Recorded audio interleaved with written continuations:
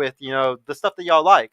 If y'all met that guy, what would you do to get him to want to lock you down into a relationship? Because like I said earlier, y'all are the gatekeepers of sex, but guys are the gatekeepers of relationships. They can keep you over here in the category all day long. If it's meant to happen, it will happen. Yeah, I'm not about to be a different person. So you're not gonna do it like so once again, I'm gonna go back to the guys with the prize thing, okay? Especially the guys that y'all want.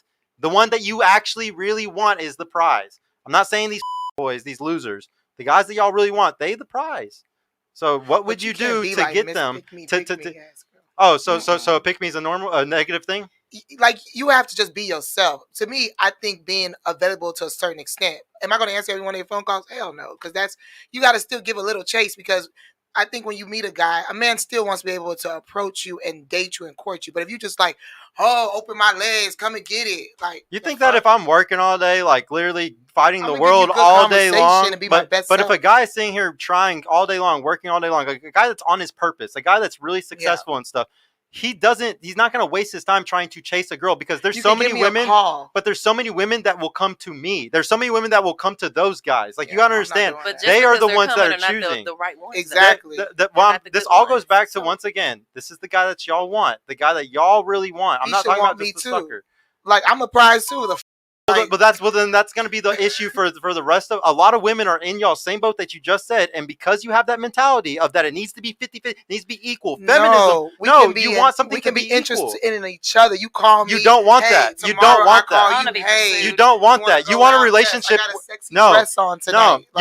You have fooled yourself into thinking that is what you really want, because what you really want is a guy that is the prize and that you are secondary. You want a guy that is first and you are second. You want a guy that's taller, faster, stronger than you, I'm guessing. You want a leader. Most women want that. If I lined up 100 of them right now. And because of that, you do not want a guy that like it wants you the same amount that you want him. You don't. You want a guy I want a man that I love more than he loves me. Hell no, I don't want that. I'm not using because that. That's what it is. Because you're saying that I need to be calling him. I need to go. No, I'm saying a guy that's simping, a guy that's trying too hard, a guy that's chasing the woman results in a horrible relationship. It's not trying to. It's just picking up the phone and pressing talk.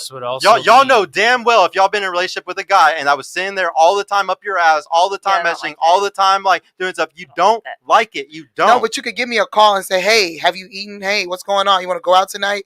Yeah, I do. Then I go because I like you. I go and get that badass dress at the mall. Go get my makeup done. Go make sure I'm bringing all my together. Like I'm not half stepping. And I'm gonna give you my best personality. I'm gonna be there. I'm gonna be present with you. My phone is going in my purse. Do you see how? Show you I'm interested. Do you see how conditional that is? So like this is what's fucked up. But hold on. Say, what would I do? Well, that's what I would do. I know, but I need to bring up. So that's how very conditional. Like you will do all that for the right guy. You know, guys have to just be masculine all the time. But femininity, it's all based off of when you feel like it. Yes. It's always based off. It's conditional, and that's bull. Because guys always have to open the door. Guys always have to stand on the right side of the sidewalk. Guys always have to do these things, or else you're not a man. But women can sit here and act masculine, say all the things that you're saying right now, and it's conditional as being a feminine woman only whenever the guy is perfect or whenever you feel like it.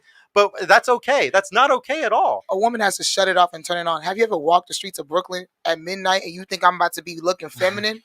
No, I'm about to put my masculine energy on so I don't get raped, like you said. Well, we turn it on, we turn it off. I don't think that people should be walking in the street late at night, whether you're a dude or a woman. Like you're asking for bullshit.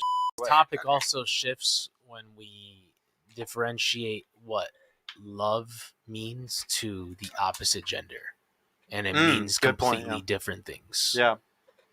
And that's again, this whole conversation could be a lot shorter if we understood that. And I'm not talking about the 4 different love languages, which is more than 4. I'm talking about what does man see as a sign of respect and love, and what does a woman see as a sign of respect and love. Yeah. And they're very 2 different definitions. They are not the same, and they never will be the same. We do not interpret. And we do not reciprocate, and we do not internalize emotions the same way. Completely opposite sometimes, too. Women will use their tears most of the time, okay, when it comes down to their emotions. Men will use their anger, okay? And this is the thing that drives a lot of the minority confusion in general, because there's a lot of bickering, there's a lot of arguments, there's a lot of yelling, there's a lot of loud mouth that goes along with a lot of minority discrepancies. But that's not the way that we handle life. That is not how you get solutions quicker. This is the problem with this entire conversation.